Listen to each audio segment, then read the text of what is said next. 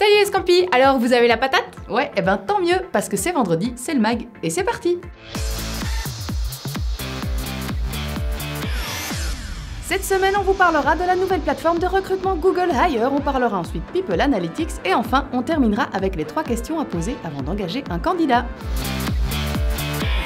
Une toute nouvelle plateforme de recrutement fait son apparition sur le marché, et cette fois, c'est Google qui s'y colle, avec Google Hire. En gros, la plateforme serait comparable à LinkedIn et devrait notamment permettre de poster des offres d'emploi et d'y postuler. Oui, logique pour une plateforme de recrutement. Et si la plateforme avait initialement généré des doutes sur la confidentialité des historiques de recherche des candidats, Google a récemment infirmé la rumeur et éclairci la question. La plateforme en question fait une apparition plutôt tardive sur le marché et va devoir se faire une place parmi les géants que sont entre autres LinkedIn, Monster, Indeed et Glassdoor. Alors nous, on est curieux de tester l'outil une fois qu'il sera disponible, parce que oui, si la page d'accueil est en ligne, eh bien elle n'est pas encore opérationnelle, et on ne sait pas quand cette petite merveille verra le jour de manière concrète. En tout cas, pour l'instant, seules quelques entreprises privilégiées ont la chance de tester l'outil. Et au-delà du timing incertain, on serait curieux de connaître son prix aussi, parce que c'est beau tout ça, mais ça ne nous dit pas combien de sous il faudra débourser pour pouvoir en profiter.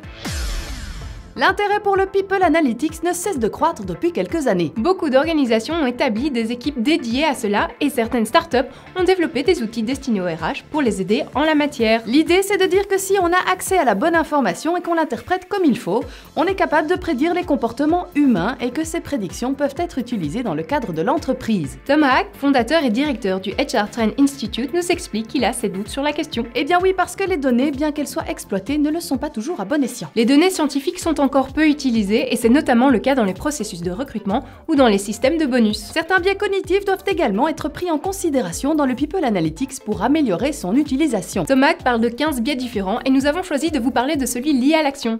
Pour les autres, ils sont dans l'article en commentaire. Le biais d'action indique que face à l'incertitude ou à un problème, surtout un problème ambigu, nous choisissons d'agir. On est plus heureux de faire n'importe quoi, même si c'est contre-productif, plutôt que de ne rien faire. Du coup, en entreprise, cela a plusieurs implications. L'équipe People Analytics doit travailler rapidement puisque les managers veulent agir. Il vaut mieux qu'ils le fassent en se basant sur des faits pour mieux fonder leurs actions. Ces données aident aussi à mettre en œuvre des processus rigides, à discuter et à communiquer sur le fait que les actions devraient être basées en partie sur des faits et des preuves.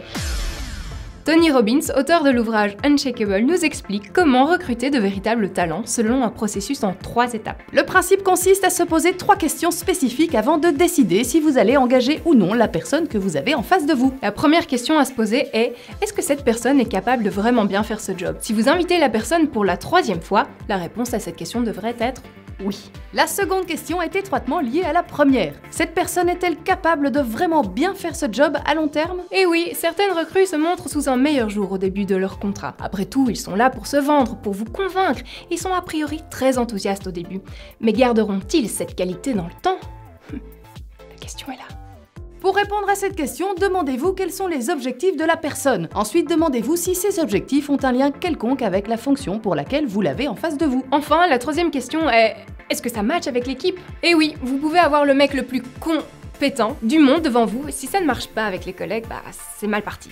Ouais, et ça, on en sait quelque chose. Est-ce que tu penses qu'une pomme dauphine, c'est une pomme de terre qui aurait fini 2e au concours de Miss Patate? On se retrouve la semaine prochaine et sur les réseaux sociaux comme d'habitude.